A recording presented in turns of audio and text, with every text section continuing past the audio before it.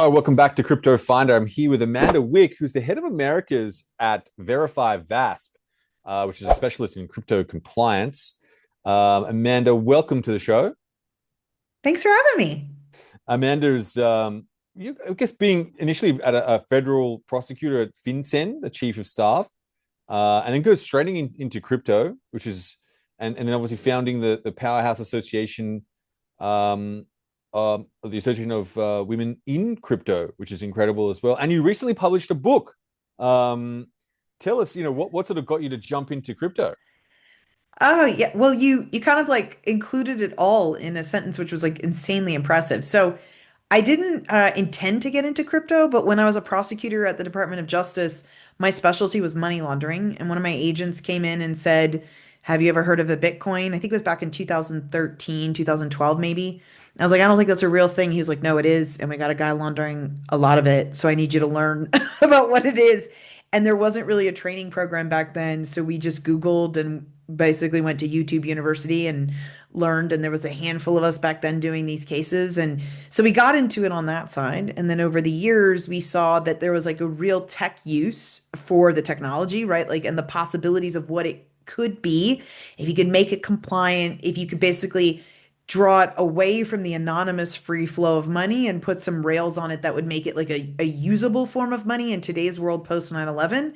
And luckily, like that's kind of what's been happening. And when I left the government, like you said, I went into chain analysis first, then back to government, then out to do the association. And I've been kind of like in and out of the industry, but always working towards aspiring to use this tech to democratize finance and make the world better the way that we know it all has the potential to.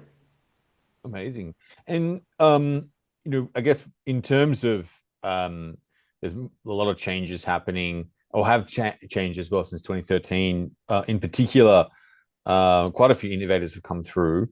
And then your new book called The Catalysts, The Accelerating Forces Forging the New World of Financial Order.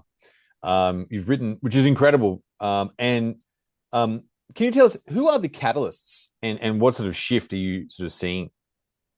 Yeah, so it's interesting. I will preface this with I think crypto blockchain people were disappointed that there wasn't more crypto in the book. The catalyst was really about eight tectonic forces that are basically impacting the financial world order that I think a lot of people look at individually in silos.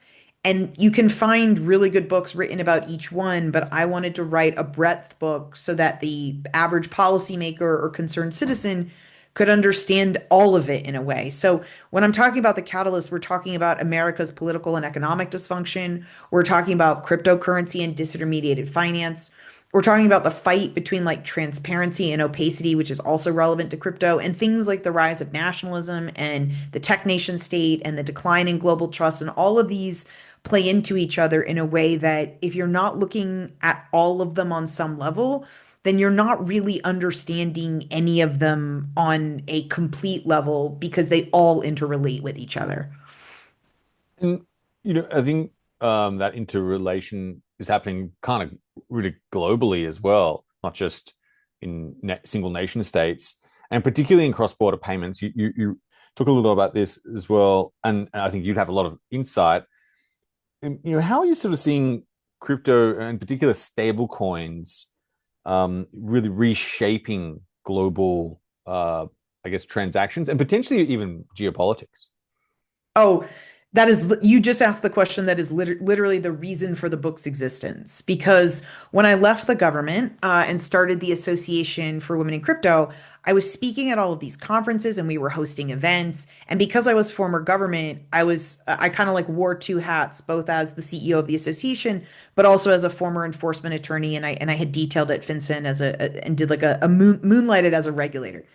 But what was really interesting to me was I was meeting all of these regulators and policymakers from foreign countries, some of whom were allies that on stage would say, "Oh, of course we're staying on the US dollar and, support the US dollar." And then backstage they would be like, "No, we're doing everything we can to get off the US dollar." And it was an interesting dynamic because what was simultaneously happening in the United States, unfortunately, was that the previous administration under President Biden was not really taking an objective viewpoint on the technology and was really crushing it, right? They weren't Mm. looking at good actors versus bad actors. They were just really treating the industry with like a very broad brush. Now, there were some legitimate enforcement actions, but then there were some that it was like you just hate crypto and this is not an answer to innovation. This is just squashing innovation, which was really problematic. So what was really interesting was that you started to see the rise of stablecoins as basically a form of a digitized dollar, not issued by the United States and not controlled by the United States, but an insanely useful means for cross-border payments. And this creation of a parallel dollar system that has all the usefulness of the dollar and the liquidity of the dollar without the US controlling it. And this was really relevant to people like me who came from the enforcement space, the national security space, because we were watching what was happening, particularly where the market was going, right? Because you had like two major stablecoin issuers, one based in the United States, one that I can't remember where they were based at the time, but they ended up in El Salvador. And what was really interesting was they were rising in relevance and they rapidly became, I think, like the 14th largest holder of US Treasury bills globally. And Congress people in the United States were not even paying attention to this. They were not understanding that countries were selling their US treasuries, looking at the debt crisis and like the economic instability of the United States and its market. But global retail dollar demand, people in Nigeria, people in Argentina and Venezuela who have these hyperinflationary currencies want dollars, could go to their local crypto exchange, get stable coins, and use that in lieu of actual dollars. And this created a massive system that a lot of people don't understand like how problematic it is because we've essentially created like a secondary dollar system Mm. that's super effective and allows you to get out of the US dollar system that the US had weaponized after 9/11.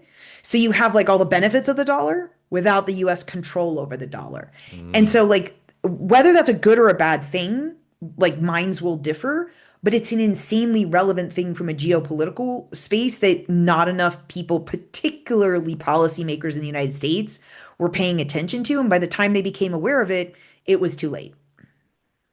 And so I guess you've got an interesting set of forces here. One is um, crypto sort of ethos, decentralization, privacy, and things like that. And then on the other side, you've got sort of stopping the bad guys to some extent, and then this tension between which I feel like you're talking to here.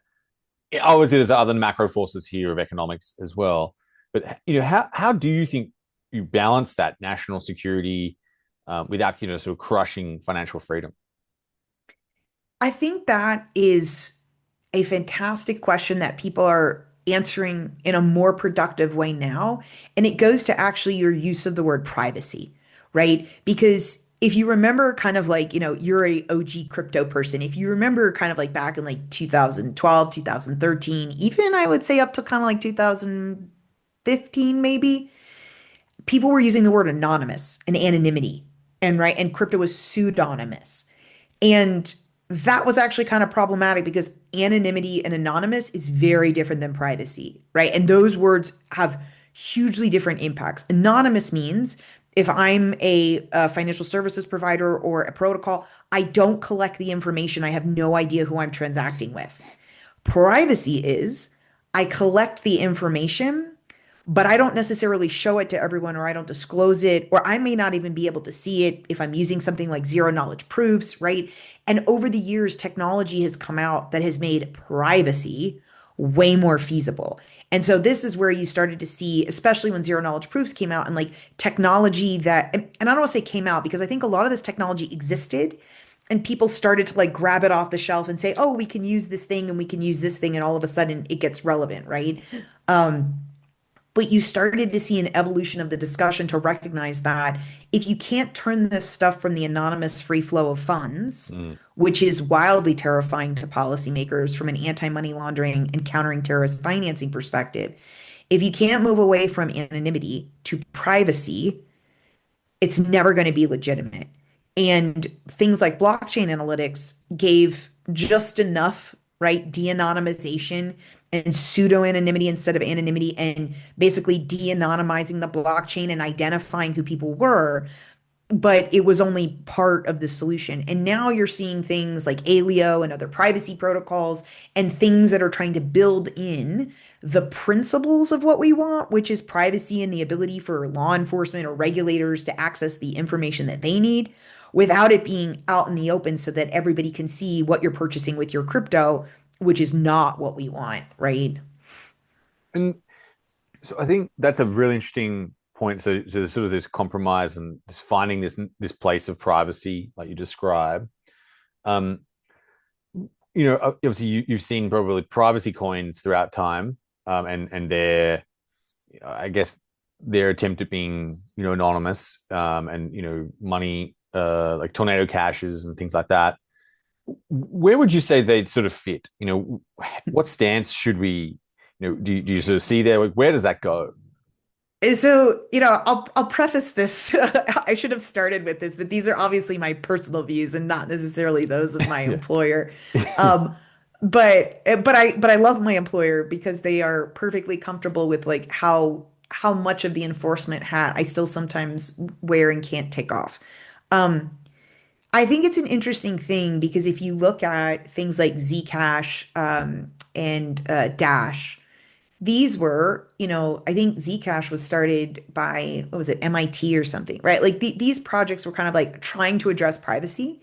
And at the beginning, I think they kind of stumbled a little bit. And the question was, I don't know if they had like the toggle on, toggle off, right? I think now you're seeing them recognize the difference between privacy and anonymity. And I remember actually being at a conference where Zuko and I were like on a Zoom interaction, like debating this. And it was such a good debate. And both of us kind of walked away thinking about things like a little differently, kind of like taking a little bit from the other's plate and reaching this place of like nuance. I look at those projects and I look at things like Alio and the protocols that are building in privacy to be able to comply with what regulators want and what enforcement needs, right, in order to help victims. And those things to me, I think have real value. When I look at things like Monero, which has never attempted to do that, and has, for most of us on the enforcement side, largely been considered criminal money with a dash of legitimate money kind of sprinkled in for the mixing. And when I look at things like Tornado Cash, I think a lot of people just don't realize that it matters what you mix your money with, right? Like, and I remember when I was a money laundering prosecutor, this was actually really hard to explain to jurors sometimes.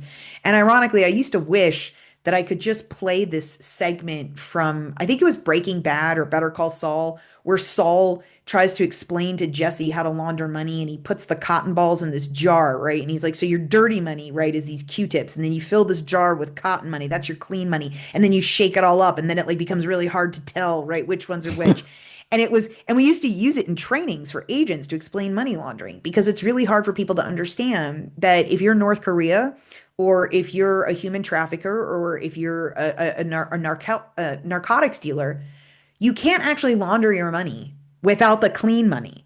You can't hide dirty money without clean money. So when somebody builds something like Tornado Cash and says, I'm just going to create this washing machine and I'm just going to shove it out in the Times Square and I'm going to let anybody use it and I'm not going to be responsible for what happens. I might make money from it. I might have control at the beginning. I might relinquish control, but I'm basically going to create a laundering machine. And if you put dirty stuff in or you put clean stuff in, I have no control over that.